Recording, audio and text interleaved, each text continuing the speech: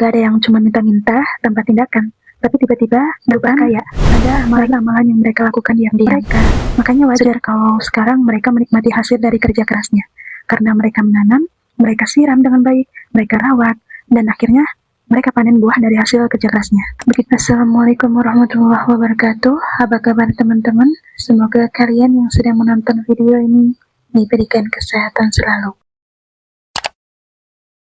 Teman-teman, aku mau ngajak kalian untuk refleksi diri dan coba sadari satu hal kecil, tapi penting banget. Siapa di sini yang sering banget minta ke Allah rezeki yang banyak, minta dilancarkan semuanya, minta jadi kaya, minta ini, minta itu.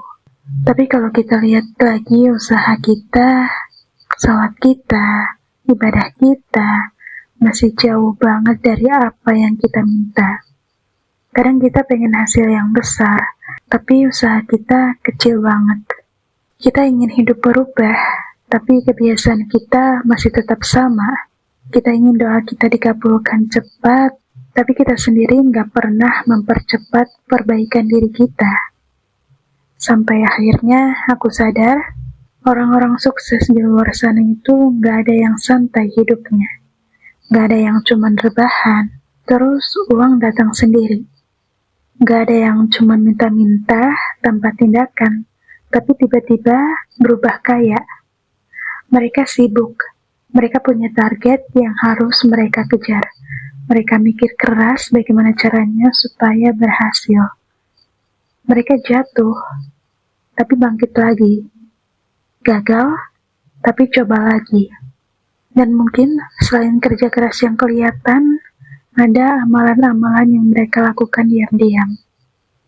Sedekah yang tidak ditunjukkan, doa malam yang tidak diceritakan, istighfar yang mereka dawamkan, yang dapat menghapus penghalang rezeki. Sholat yang mereka jaga meski sibuk, dan amalan-amalan itu yang akhirnya mendukung kesuksesan yang mereka capai. Kadang kita salah paham dengan konsep tawakal. Kita kira tawakal itu cuma berdoa dan menunggu. Padahal tawakal itu kita bergerak, kita berusaha, lalu kita serahkan hasilnya kepada Allah. Dan anehnya kita, usahanya kecil, minta sukses yang besar. Doa banyak, tapi usaha minim. Kita pengen dapat hasil yang besar, tapi perubahan diri kita masih biasa-biasa aja. Kadang kita berharap seperti Maryam, yang Allah beri rezeki tanpa usaha besar. Padahal, Maryam itu bukan wanita biasa. Beliau adalah wanita suci yang penuh ketaatan. Beliau punya kedudukan mulia di sisi Allah. Sedangkan kita masih belajar, kita masih memperbaiki diri, dan masih berusaha menjadi lebih baik.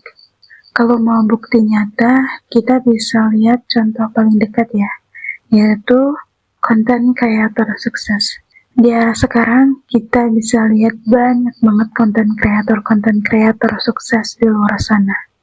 Pertanyaannya, apa mereka langsung dikenal? Jawabannya, enggak. Ada kerja keras yang kita nggak lihat. Mereka nggak berhenti upload waktu follower masih puluhan. Mereka nggak nyerah waktu viewers masih ratusan. Ada yang coba upload puluhan kali, baru satu yang viral. Tapi mereka tidak berhenti. Mereka konsisten. Mereka terus belajar.